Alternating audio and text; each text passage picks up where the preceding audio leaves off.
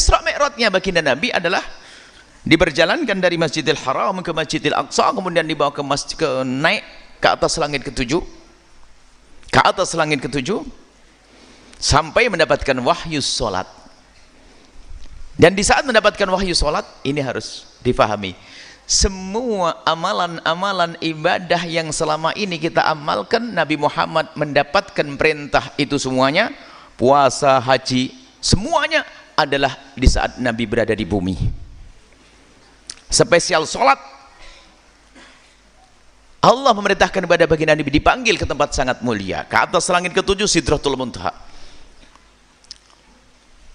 Bahkan diwahyukan secara langsung, Nabi diajak dialog oleh Allah secara langsung. Dan ternyata memang sholat itu adalah seolah-olah, dan harus kita sadari kalau kita melakukan sholat seperti kita Isra Mi'raj. Karena dalam kisah Isra Mi'raj itu bagaimana kita, Nabi Muhammad berdialog dengan Allah. Tapi harus dipahami masalah dialog ini, jangan sampai kita salah memahami. Mendapatkan wahyu sholat, dan ini adalah saat yang terindah bagi baginda Nabi Shallallahu Alaihi Wasallam. Sehingga di dalam ayat itu sendiri para kan, subhanalladzi asra bi 'abdihi, maha suci Allah yang telah memperjalankan hamba.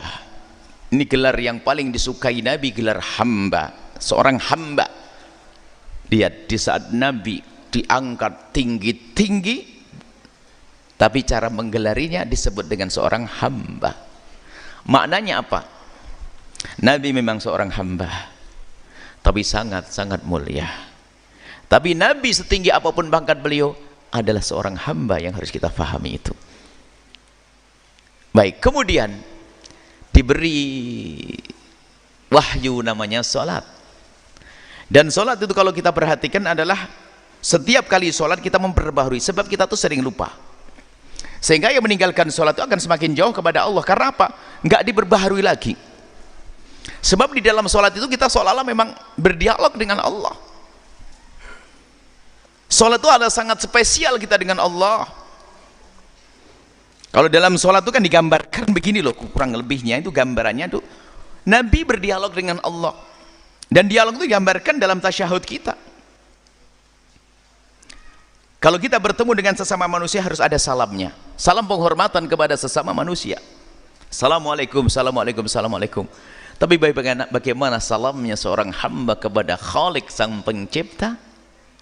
Lalu bagaimana salam kita dengan Allah? Apakah assalamualaikum ya Allah? Masa assalamualaikum ya Allah? Karena Allah adalah assalam. Dalam asmaul husna, assalamul mu'minul muhaiminul aziz, assalam, zat yang memberi keselamatan, assalam.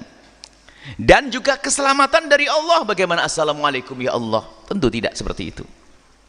Maka diajarkan kepada baginda Nabi, salam seorang hamba kepada Allah adalah yang kita setiap saat membacanya dalam sholat adalah at-tahiyyatul mubarakatus salawatut thayyibatu.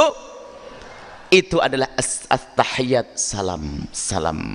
At-tahiyatul mubarakat, salam, salam yang penuh berkah. At-thayyibatu yang bagus, bagus sesungguhnya. Al-mubarakat yang penuh berkah, mengucurkan keberkahan untuk kita. Jadi dari tahiyat kita, salam kita kepada Allah menjadi sebab dikucurkan keberkahan dari Allah.